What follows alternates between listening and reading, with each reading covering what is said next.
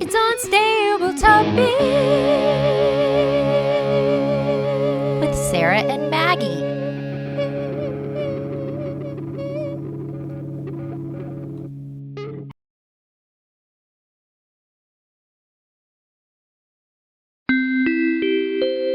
Please hold for an important message. Hi, you've reached Maggie's voicemail. I can't come to the phone right now, or I'm choosing to ignore your call. Leave a message after the tone. Maggie, hot news. So we are producing Yard of the Month, and in this short film, there's this fictional garden club called Creekside Garden Club. Well, someone has created this whole platform, this whole campaign called Don't Join CreeksideGardenClub.com. They have taken out Craigslist ads. It's been in the Dallas Morning News. It's in the Record Chronicle. It's all over the internet. So whatever you do, do not go to Don't Join CreeksideGardenClub.com. And this is Sarah Adams. End of message. Hey, welcome to Unstable Topics, a fast-paced, jam-packed, unhinged bestie podcast filled with facts, reacts, and made-up games in between. We're your hosts, Sarah and Maggie. And we're excited for you to join our best friend hangout, where we surprise one another with things we find interesting or hilarious just to see how the other will react. Our friendship might be totally stable, but you never know what your bestie might throw your way to knock you off your game. So come shake things up, learn something new, and laugh along with us. This is Unstable Topics. Hey, bestie. Hey, bestie. So this bit of information I'm going to share with you is unstable. It's an unstable memory that was brought back to the front of my mind from seeing a news article about Carson Daly and something like it was the 20th anniversary of Total Request Live. And in that moment, I'm like, oh, I forgot. I was on Total Request Live. Have I not shared this with you? You were on TRL? I was on TRL. It was when? What year? It had to be 2000. I think it was. I probably saw you. No, not 2000. Sorry, correction. It was probably 2004 or 2003.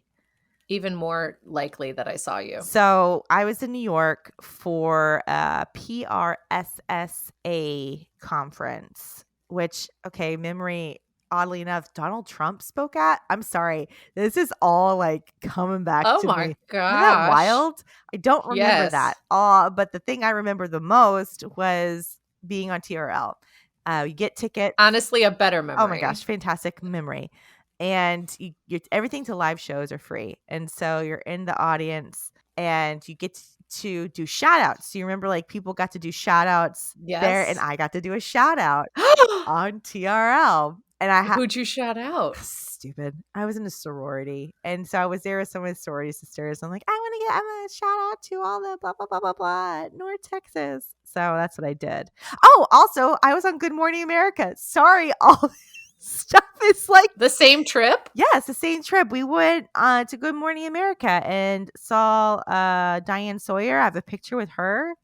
Sorry. What? Yeah. Sorry. All these things are just, these memories are so unstable. They're just coming at me. But yeah, TRL was where it started. This trip was wild. The specific show on TRL, do you remember when Ashley Simpson went on Saturday Night Live? Yes. She came on this episode right after that happened. So that happened on Saturday. This must have been a Monday. And she was the guest talking about this lip sync situation. Oh my gosh, Sarah. I was at that show. What a historic moment to be on TRL. And I 1000% saw you on TRL then because I remember that episode because I was obsessed with her lip syncing oh my gosh. fail because I had watched her reality show. Yes. All of it. Sarah. Yeah. I mean, people were always shouting out their sorority. So I can't remember if I probably remember being like, oh, they're in a sorority. Yeah. know? Yeah, that was I can't believe it. Yeah. I saw you wild? in 2000 through 2004, sometime somewhere around there, something along those lines. But that was 20 years ago?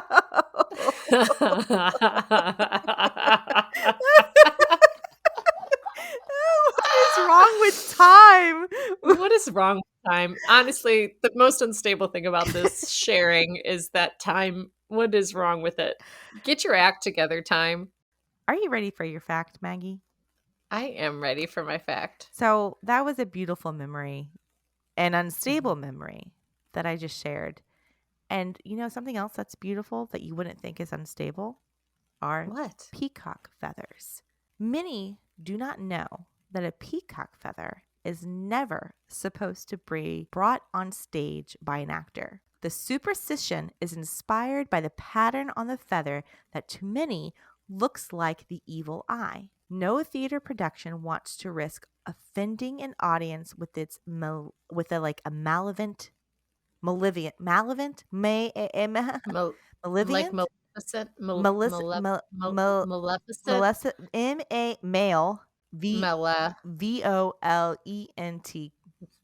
volent, Malevolent?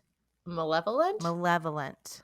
No theater production wants to risk offending You have to audiences. keep that whole thing in. I'm going Wait. to. With a malevolent curse, which is supposed to bring misfortune or injury to anyone who casts it. Okay, here's a follow-up question. Can you accidentally curse someone? I feel like a curse has to have intention behind it. Sure. I don't know about You know, like- accidentally, but intention. Imagine if an actor's on stage with a peacock feather. Maybe it's part of their costume, and this Right. actor offends you. Yeah. Then the person in the audience has a gateway To curse. to curse the theater production. Yeah. Oh, the okay. person.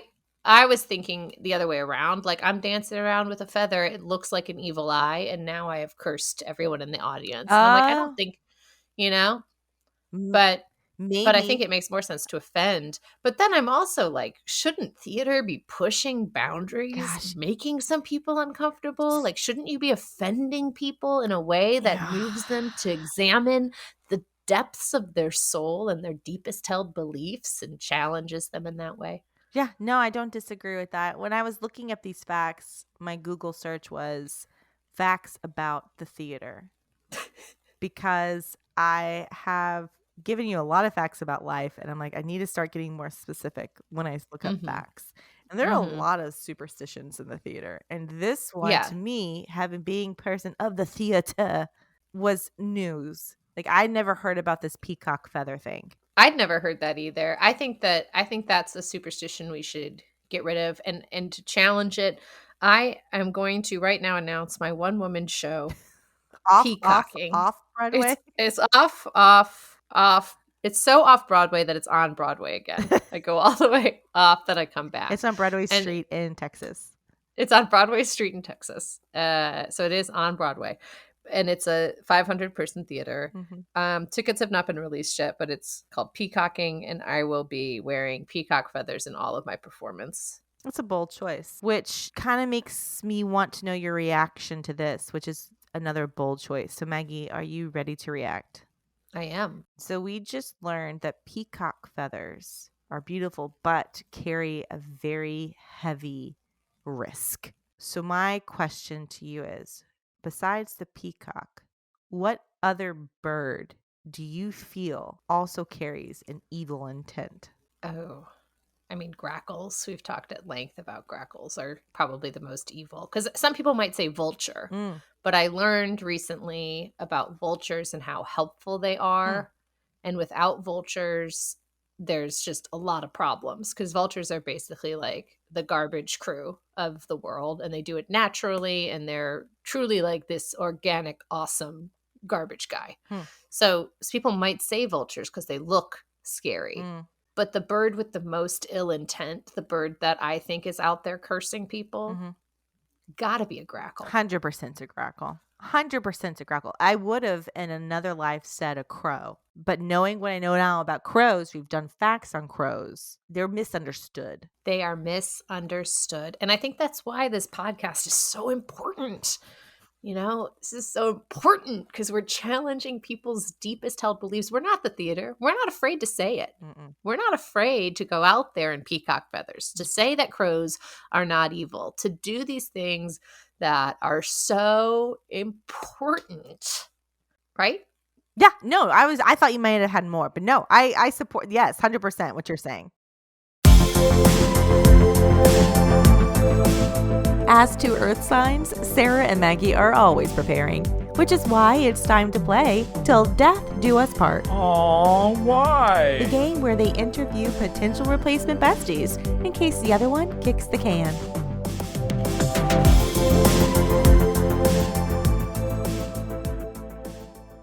Sarah, our next guests are a friendship duo and co-authors of Cooking Tales, a children's picture book series with a recipe inside where the ingredients become the lovable characters of the story. Their very first book of the series is CARRIE and BROC'S Great Big Boogie and will be released this month. But more importantly, and most importantly, they're real good friends. They met at the Dallas Comedy House a few years ago, occasionally go to yoga class together, and both had baby girls in May, just 1 week apart. Sarah, please welcome Veronica Hackett and Mel Gotz. Hi. Is this where I say hi? Yeah, you can say hi. I am just so excited to have y'all on the podcast. I've known you both for years now, but I am beyond excited and impressed to read y'all's book, To Walter and Annie. It's fantastic. And then I'm also excited to see if you can replace us as besties. You know, I don't know which one's more important. I don't know. Well, we're hoping that we could do both. Oh, wow. You really wow. can do it all. Women can do it all. We really can. We really can. Yeah. Well, we're going to dive in with some hard-hitting journalist questions. I'll start. As authors of a children's book that doubles as a cookbook, I trust your food palates innately. So, which is why this question has been on my mind and my heart. Would you rather only eat the traditional kid food of mac and cheese and nuggets, or only eat fine dining experience every day for a week? Oh, fine dining, right? Yeah, fine dining. Yeah, we're Gonna be going fancy. for a week. Yeah, fine dining. More than that, though, I don't think I could handle it. Yeah, I mean, eventually you'd get sick of it probably, but the fine dining. But Veronica, you do like these lunch boxes for your daughter that are compared to what I prepare for my kids, they are fine dining. It's really the only way to keep me going, because after bedtime, you're exhausted. You just want to sit down and relax, but you still have to make that dang lunch. It's like taking those pictures. It's what gets me going, you know? I live for them. I live for them when you share them on the Cooking Tales stories. I love seeing what she eats and what she doesn't eat, because I'm like, I would have done that too. Yeah. I mean, Okay, those but funny choices. story. We just had to meet the teacher last week, and I asked the teacher, like, does she really eat? Like, when it comes back empty, is it really because she ate all of it? And apparently she'll like go to the trash can and like throw things away. No way. Oh, that's so crushing. She doesn't want to I know. disappoint you. You're like, wow, she loves this chia seed pudding. And it's like she immediately is just dumping it in the Disgusting. trash. That's Yeah. so funny. I'll comment on your stories and be like, hungry girl today, but she's just throwing it away. I know, I forgot to tell you. Yeah, I just found out and was really crushed. But Wow. So That's y'all's okay. answer group, you both said fine dining. And Yeah. I am impressed because I'm like, y'all are fancy. And I feel like that's the correct answer, Maggie. That's for sure the correct answer. Wow.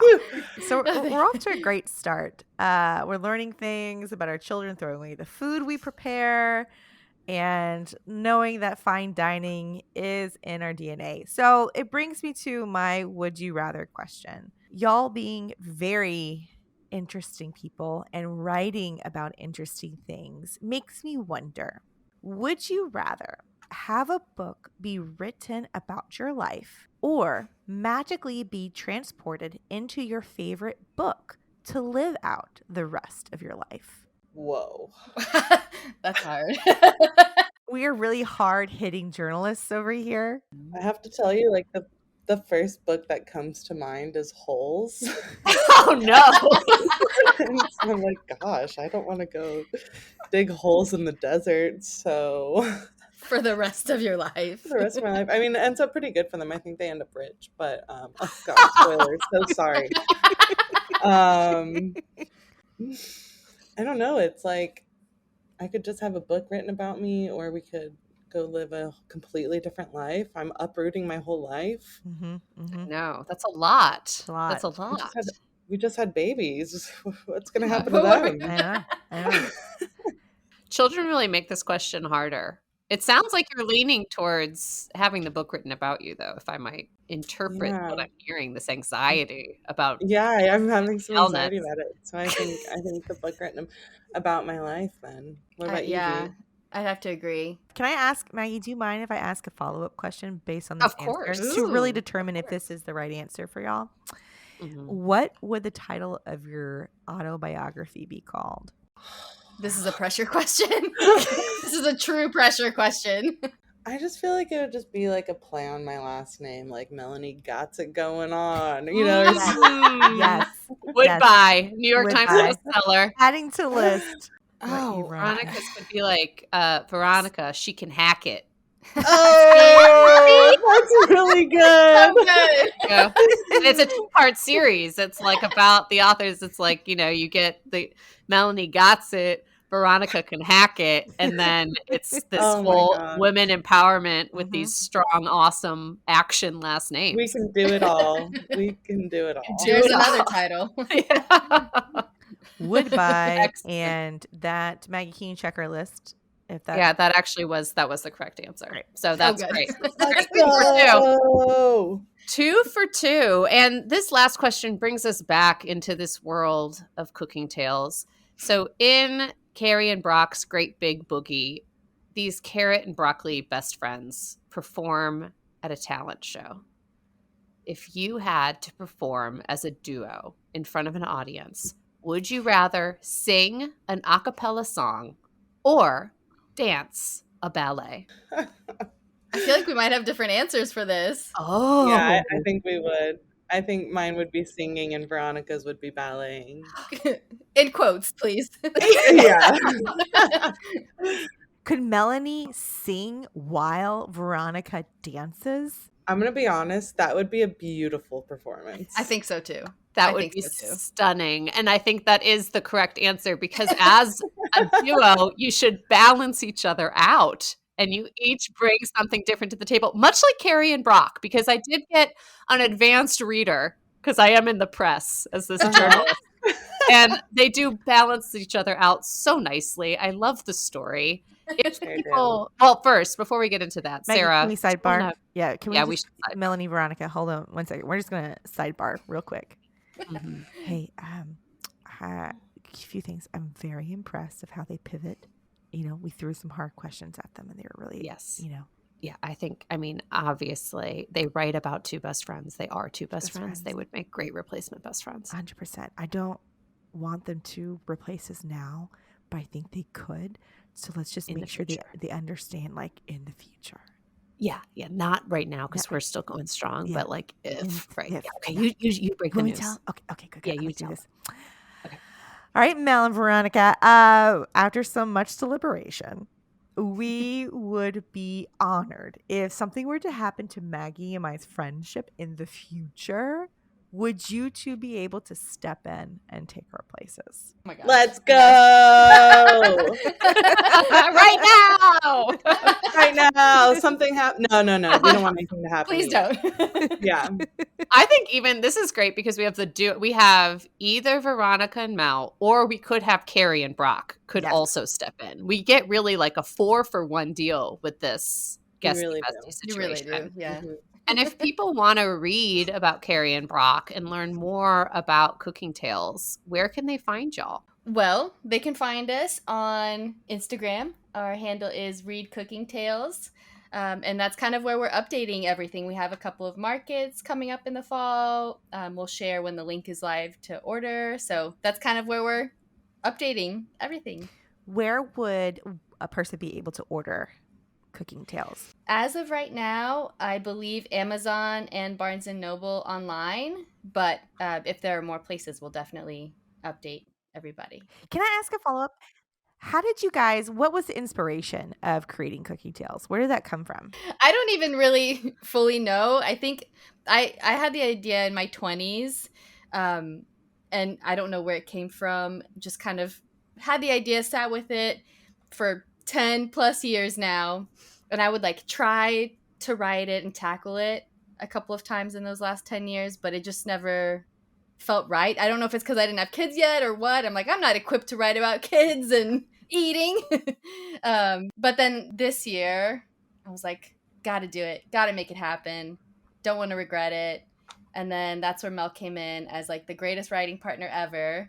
And we wrote this story from scratch together, and it just kind of went from there. It's so great. My kids were so excited to make the recipe in the back too, which I think is such a fun piece of it all. Like, it's a great story, but then there's an activity you get to do with your kids afterwards too. So brava to you.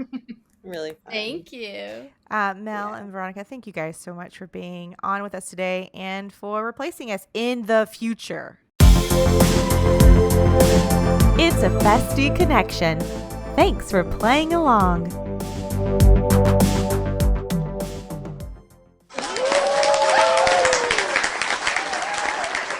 That's it for this episode. Wasn't that fun? Now it's time for you to subscribe and follow. And share this episode with a friend. Ooh, maybe even your bestie. Find us everywhere online at Unstable Topics, and for more antics, visit us at The Monthly Junk.